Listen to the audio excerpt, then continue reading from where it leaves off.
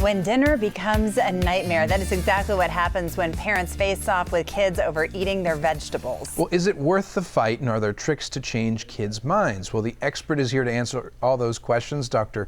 Priya Ramakrishnan with Arizona Community Physicians. Such a pleasure to have you here. Thank you. It's an important topic because a lot of parents struggle with this, right? So we want to shed a little light on it. And let's start with why some kids are picky eaters in the first place. Well, that's a great question. Picky eating is such a common problem. It's not just a problem that we see in this country, it's seen worldwide. Almost 25% of the population at some point in their life will be picky eaters. But that's something they will grow out of it. But however, some kids, maybe 2 to 3% of them, do continue to be picky eaters.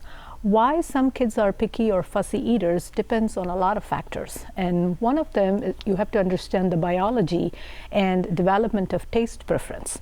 So when you're a baby, the first food they eat is breast milk. And breast milk is very sweet. So babies tend to like sweet foods.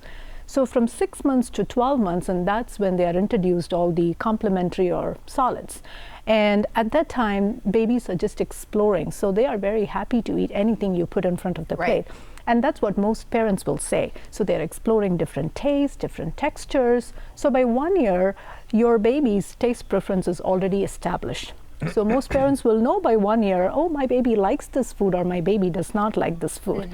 And a little change happens around 18 months. So kids develop what is called a food neophobia. And this is a pretty normal developmental process. So what it means is they have a fear of trying anything that's new. So if it doesn't look right or if it doesn't have the right color, then they're not going to try it. However, this is a very transient phase, but it does last for about 2 to 3 years, with the peak of the neophobia happening around age 3. So that's when most kids will start being very picky. But as I said, since it's a developmental process, it will pass. But families get frustrated at this point and they start throwing different things to adjust to the child's needs, and then it becomes a big problem at that point. It is a problem in our house for sure. Right, okay. And the second important thing is about our anatomy. So some people are what we call super tasters. So they have extreme sensitive taste buds. Taste buds are those bumpy things that are present on your tongue and the back of your tongue and the back of your mouth.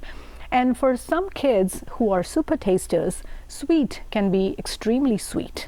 Bitter can be extremely bitter. And if you are a super taster and if you have food neophobia on top of it, then that's a perfectly bad combination to establish picky eating. So maybe parents should be a little more understanding, I guess, because we don't really know. And kids, it's hard to explain to a parent. Yes. So when should you worry about this, or should you worry about it? Well, we're talking about normal picky eating in otherwise healthy kid. So most of these kids will be growing perfectly normal. Picky eating can be a problem if your child is not growing well. So when you take your child to a pediatrician's office, they all get measured with their height, their weight, the growth velocity, and they're all plotted on growth charts. So if your kid is faltering off the growth chart, then that's a concern. If your child has persistent vomiting or diarrhea or develops a rash after eating a food repeatedly, then that's a problem. It could be food allergies. If your child is having any trouble with swallowing and chewing, it could be some other issues which need to be looked at. Or if your kid has extreme food selectivity, or if they have certain sensory motor or neuron processes or motor development, that's something to be worried about too. And I want to get to a couple things before we go, and that's the one bite rule and food chaining. Can you explain what those two are? Right. So one bite rule, I'm glad you asked that. We all have been through this. Our parents forced us to eat certain things, okay? Take at least that one bite. But the problem with the one bite rule is it can become a little bit too pushy, and it can cause a lot of negative experience relating to food, okay?